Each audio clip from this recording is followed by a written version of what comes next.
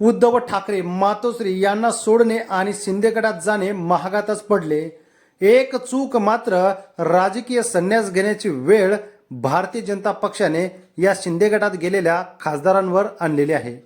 मित्रांनो, बातमी कुठली आहे जाणून घेण्यापूर्वी चॅनलला सबस्क्राईब करा, व्हिडिओला लाईक करून शेअर करा. उद्धव ठाकरे यांच्याकडे असताना मिळणारा मान सन्मान तोही गमावला. गद्दारीचा शिक्का हा माथी लागला. जिकडे जाईल तिकडे गद्दार म्हणून हिनवायला सुरुवात झाली आणि अशातच आता 1.5 वर्षानंतरही आता या निवडणुकाला सामोरं जाताना लोकांच्या रोषाला सामोरं जावं लागतं. ईडीची चौकशी, सीबीआय चौकशी, बँक घोटाळे असे अनेक आरोप करून या खासदारांवर आता संन्यासाची वेळ आलेली. आज उद्धव ठाकरे यांच्याकडे असते तर खासदारकीचं तिकीट हे फिक्स होतं. मात्र शिंदेगडात गेले आणि आता त्यांना राणा दाम्पत्याचा प्रचार करावा लागणार आहे. शिंदेगडातील खासदाराला आमचा प्रचार करण्याची वेळ आणि ते स्वतः करतील आणि मुख्यमंत्री एकनाथ शिंदे सुद्धा आमचाच प्रचार करतील असं रवी राणा यांनी सांगितलंय. ते खासदार आहेत आनंदराव अडसूळ आणि त्यांचे सुपुत्र अभिजित अडसूळ.